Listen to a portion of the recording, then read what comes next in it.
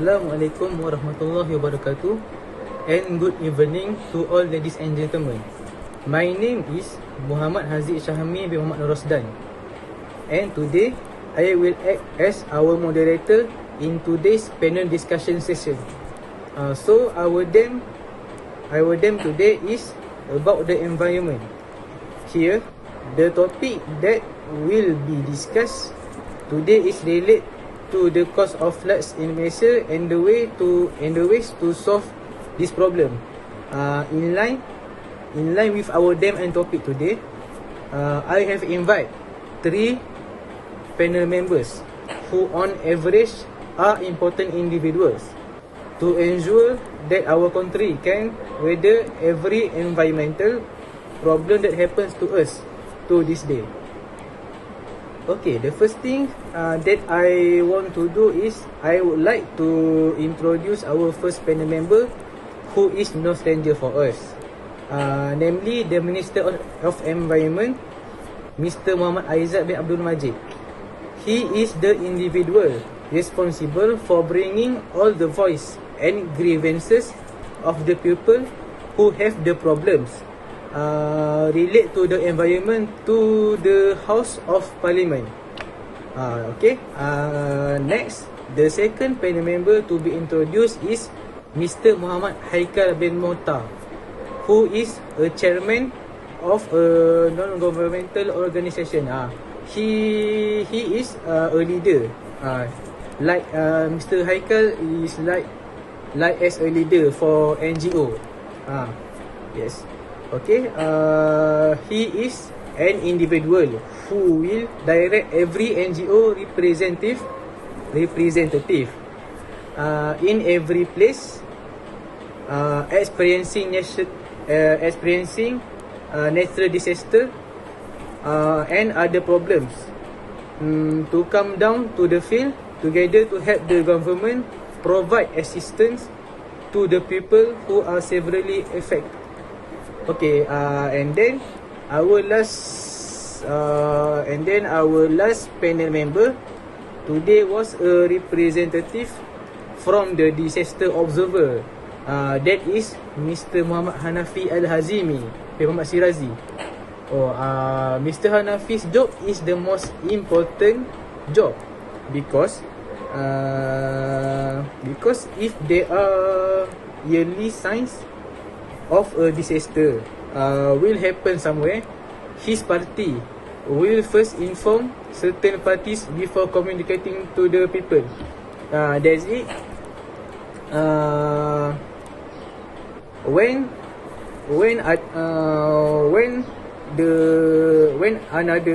other place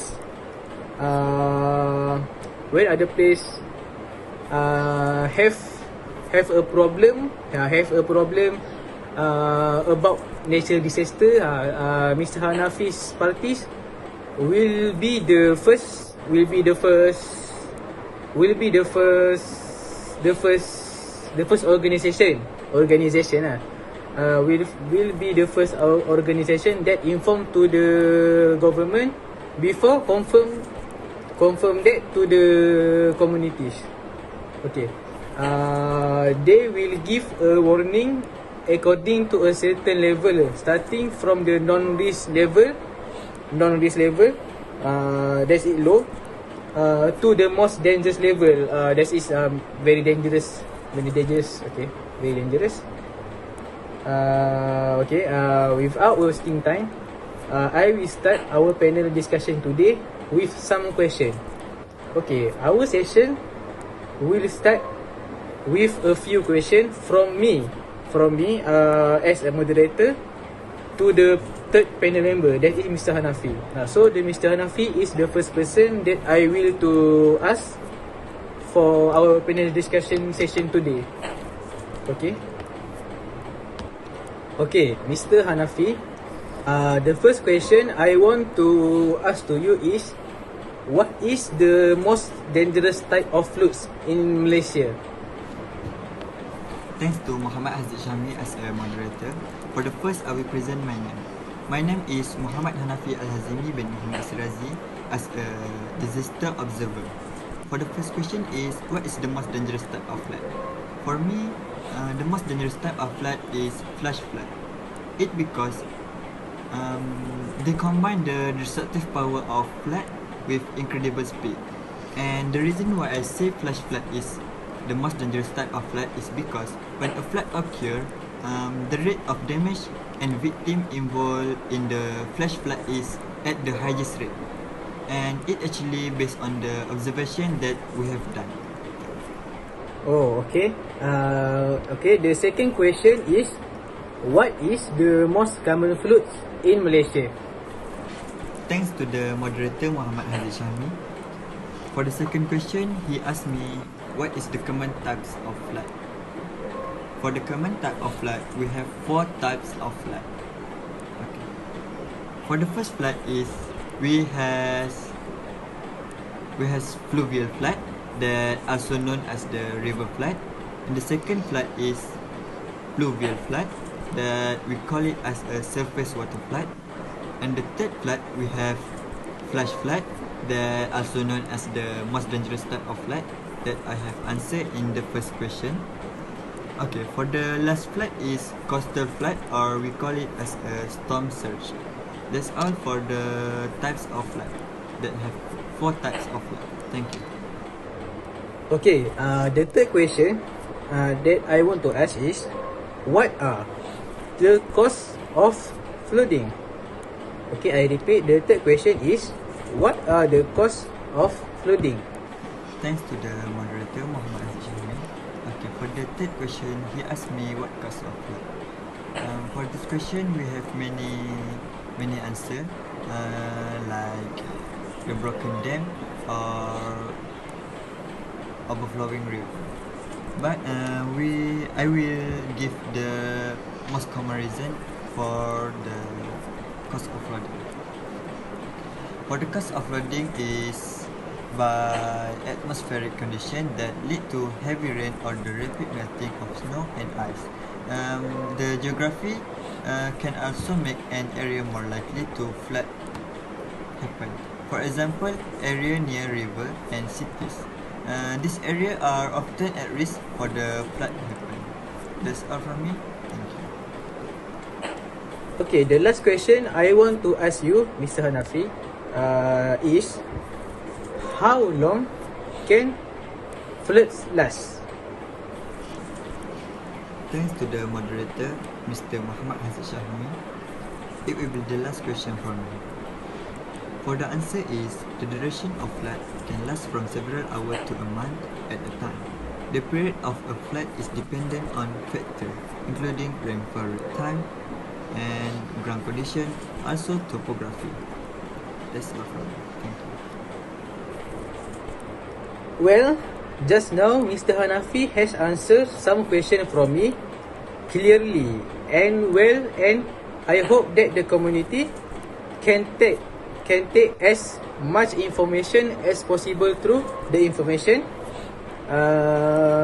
from Mr. Hanafi just now. Okay, don't wasting the time. Okay, next I would like to ask some question that I received from several other individuals to the second panel member, that is Mr. Haikal bin Mokhtar, as the chairman of NGO. Okay, Mr. Haikal, the first question I want to ask you is, how can we help flood victims in Malaysia? If we have the ability to donate cash to an accredited disaster relief organisation, this will always be the most helpful way to help disaster victims. Cash donation offer the most flexibility and can be directed and used where they are needed most.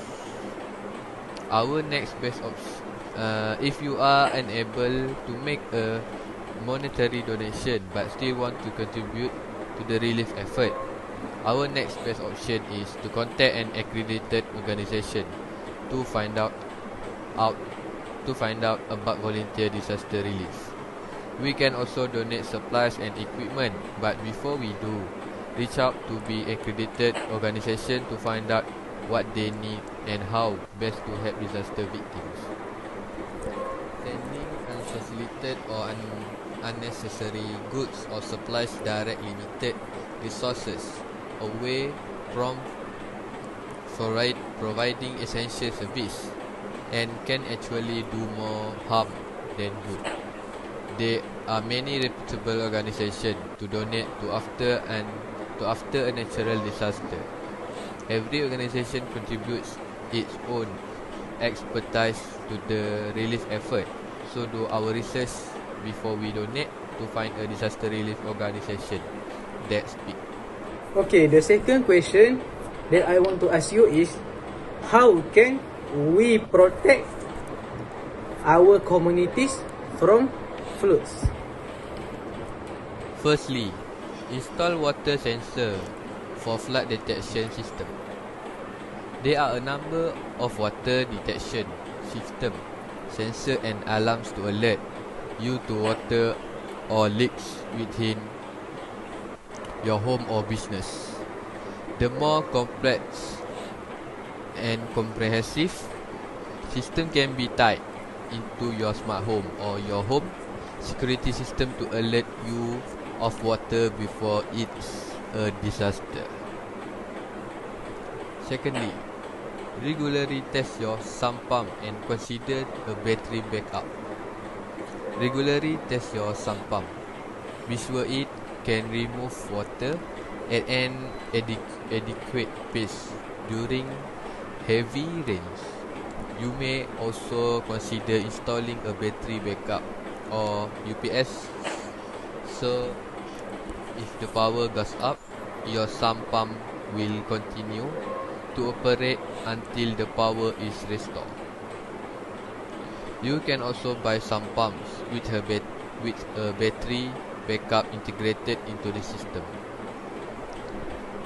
Thirdly, regularly clear debris from drains and ditches. Avoid peeling leaves, mulch or other debris in your yard where it could flush into the sewage drains or block drainage paths. If you live in an area with lots of trees, regularly rake your yard, bag the leaves and set them at the crowd for pickup. Check nearby storm drains to sure they are clear and use a rake to remove any visible blockage. Contact your city or county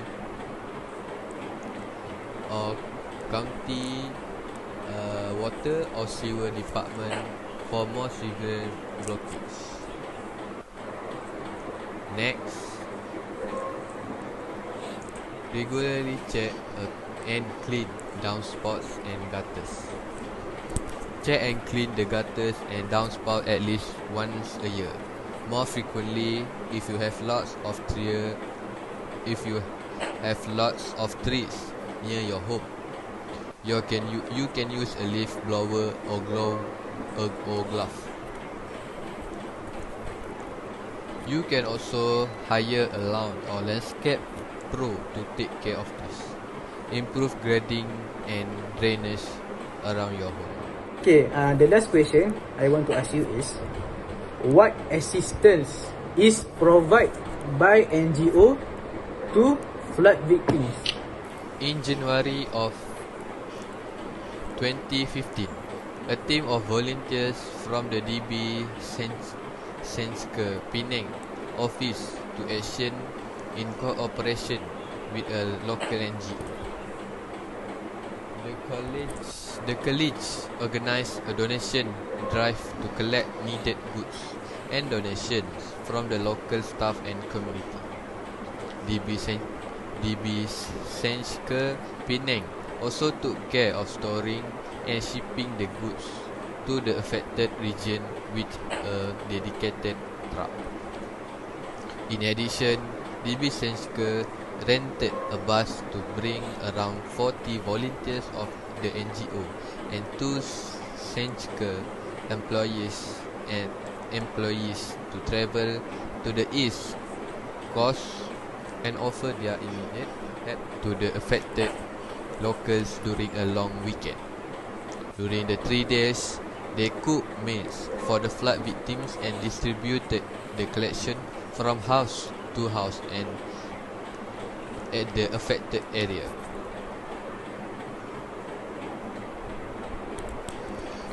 Our two colleagues were elected to serve and contribute their time and effort in aiding the victim in the recovery process.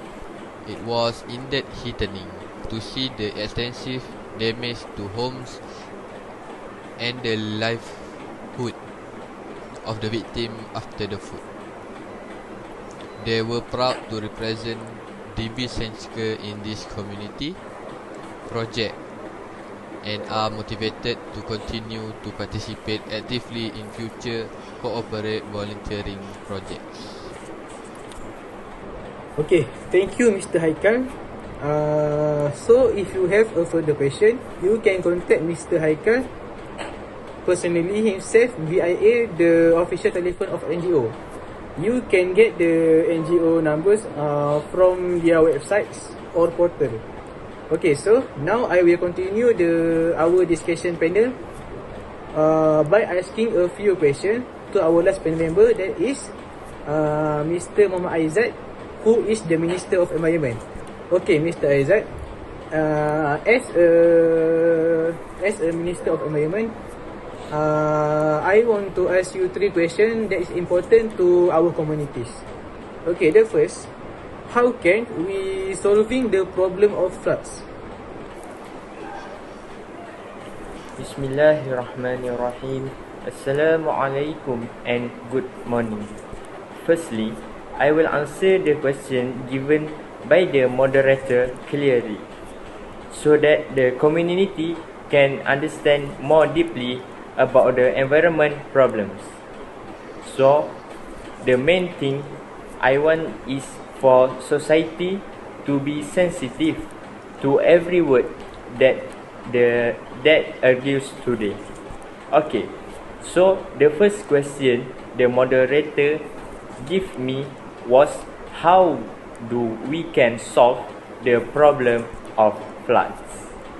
So, how can we solving the problem of floods is the government must improve our flood warning system, which is giving people more time to take action during flooding.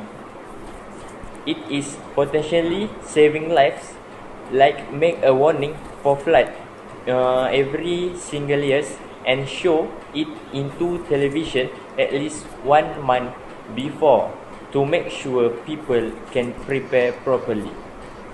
Advanced warning and pre-planning can significantly reduce the impact from the flooding and decrease families' cost to renovate their house after flooding. So the second ways that we can do is Malaysia should construct all new buildings 1 meter from the ground to prevent flood damage.